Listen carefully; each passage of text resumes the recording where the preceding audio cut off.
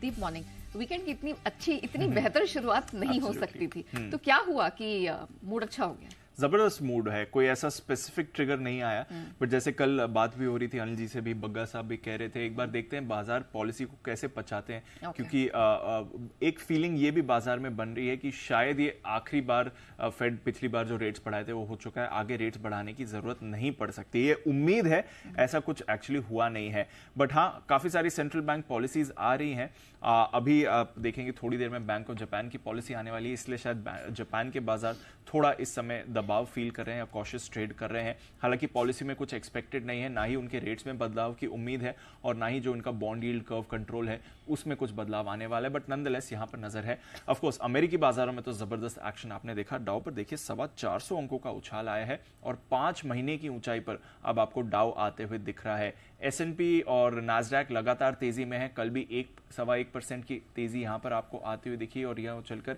लगातार 6 दिनों से एक्शन आपको बनते हुए दिख रहा है, 14 महीने की ऊंचाई पर यह भी कायम है। तो जबरदस्त एक्शन आपको अमेरिकी इंडिसेस में इस समय आते हुए दिख रहा है और जो तेजी का ट्रेंड था वो बरकरार है। ब्रॉड बेस्ड पार्टिसिपेशन कल एक बार फिर से हमने अमेरिकी बाजारों में आते देखा, बट हाँ, आईटी यहां से दमदार कंट्रीब्यूशन था और दिग्गज आईटी शेयर्स मेटा और माइक्रोसॉफ्ट दोनों में 3% की तेजी आई। इनफैक्ट माइक्रोसॉफ्ट रिकॉर्ड ऊंचाई पर आपको आते हुए दिखा, कुछ दिन पहले हमने देखा था एप्पल रिकॉर्ड ऊंचाई पर आ गया था, अब हम देख रहे हैं कि माइक्रोसॉफ्ट भी रिकॉर्ड ऊंचाई पर आते हुए दिख रहा है।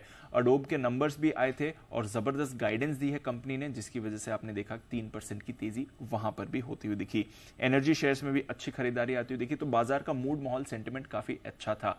मई महीने में रिटेल बिक्री के आंकड़े साल दर साल 1.6% बढ़कर आए, जो अनुमान से थोड़ा कम थे, बट मंथ ऑन मंथ अगर आप देखें तो यहां पर अनुमान से बेहतर ग्रोथ आपको आती हुई दिखी है। तो ओवरऑल जो डेटा अभी तक आ रहा है इकोनॉमी को लेकर वो तो अनुमान से आपको बेहतर आते हुए दिख रहा है, बट साथ ही जो उन्हें थोड़ा स्लो डाउन देखना है लेबर मार्केट में उसके भी संकेत आते हुए दिख रहे हैं, क्योंकि यहां पर जो कल इनकी साप्ताहिक बेरोजगारी के आंकड़े आए हैं वो 2 साल की ऊंचाई पर आते हुए दिख रहे हैं। हर हफ्ते जो जॉबलेस क्लेम्स आते हैं वो 2 साल की ऊंचाई पर आते हुए दिख रहे हैं, 2,62,000 का ये आंकड़ा है। तो कहीं ना कहीं लेबर मार्केट में वो स्लो डाउन के कंसर्न्स आ रहे हैं। पहले जब जॉब्स डेटा आया था तो वहां पर भी हमने अनएम्प्लॉयमेंट में ग्रोथ देखी थी, अब यहां पर जॉबलेस क्लेम्स भी बढ़कर आ रहे हैं, तो वहां से बाजार को एक सपोर्ट मिल रहा है कि जो स्लो डाउन इकोनॉमी में देखना है वो दिख रहा है, बट साथ ही जो कंज्यूमर स्पेंडिंग के आंकड़े आ रहे हैं, जो रिटेल बिक्री के आंकड़े हैं, बाकी जो डेटा आ रहा है वो मजबूत आते हुए दिख रहा है। तो वहां से फिर कॉन्फिडेंस भी मिल रहा है कि इकोनॉमी अच्छी है, बट जो फेड को डेटा देखना है खराब होना वो हो रहा है, तो शायद रेट्स बढ़ाने की जरूरत ना पड़े। हालांकि 70% लोग अभी भी मान रहे हैं कि जुलाई की पॉलिसी में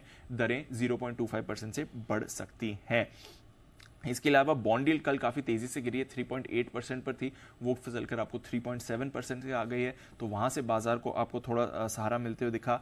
आज का एक्शन काफी उतार चढ़ाव वाला रह सकता है अमेरिकी बाजारों में, क्योंकि इनके इंडेक्स की रीबैलेंसिंग होने वाली है, एक्सपायरी है, क्वार्टरली एक्सपायरी होने वाली है, तो उसकी वजह से भी आप थोड़ा एक्शन उतार चढ़ाव वाला एक्सपेक्ट कर सकते हैं। और फिर मंडे को छुट्टी है, तो एक्सटेंडेड वीकेंड है, एक्सपायरी है, रीबैलेंसिंग है, तो उसके चलते आज थोड़ा उतार चढ़ाव रहेगा, बट अदरवाइज बढ़िया मूड में आपको अमेरिकी बाजार दिख रहे हैं। कंज्यूमर सेंटिमेंट भी डेटा आने वाला है, तो उस पर भी बाजार की नजर रहने वाली है। बट ओवरऑल कल बहुत ही बढ़िया सेशन था, थोड़ा उतार चढ़ाव वाला था, इंट्राडे में थोड़ी सुस्ती दिखी थी, बट वहां से जो रिकवरी आई उसके बाद तो आपने बढ़िया मूव देखी है।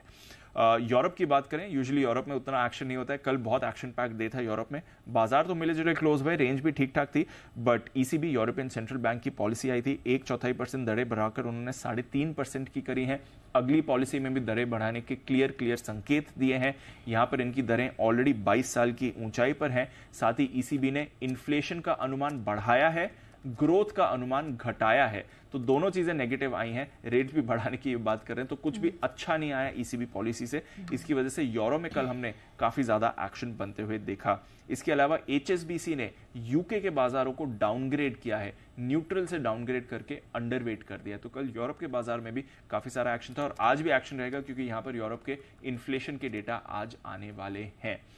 कमोडिटी स्पेस में भी हमने देखा भारी एक्शन होते हुए दिखा, बढ़िया रिबाउंड अक्रॉस कमोडिटीज आए, क्योंकि डॉलर इंडेक्स अब 102 के लेवल पर आ गया है, 5 हफ्ते के निचले स्तर पर आपको डॉलर दिख रहा है, जिसकी वजह से कच्चा तेल कल 3-3.5% उछला है। 75-50 के ऊपर आपको ब्रेंट ट्रेड करते हुए इस समय दिख रहा है। काफी सारा डेटा भी आया था जो कच्चे तेल के लिए सपोर्टिव है। सोने में हमने इंट्राडे में $30 का कल उछाल आते हुए देखा है, यहां पर बड़ी तेजी थी। बेस मेटल्स में एक्शन है, कॉपर और निकल 5 हफ्ते की ऊंचाई पर है, जिंक 1 महीने की ऊंचाई पर है, एग्री कमोडिटीज में भी बाउंस बैक रहा है। तो कल अक्रॉस एसेट क्लासेस आपने भरपूर मूवमेंट देखा है। यूएस फेड पॉलिसी के एक दिन बाद बड़ा एक्शन आया है। अब देखते हैं वीकेंड पर कैसी मूव रहेगी।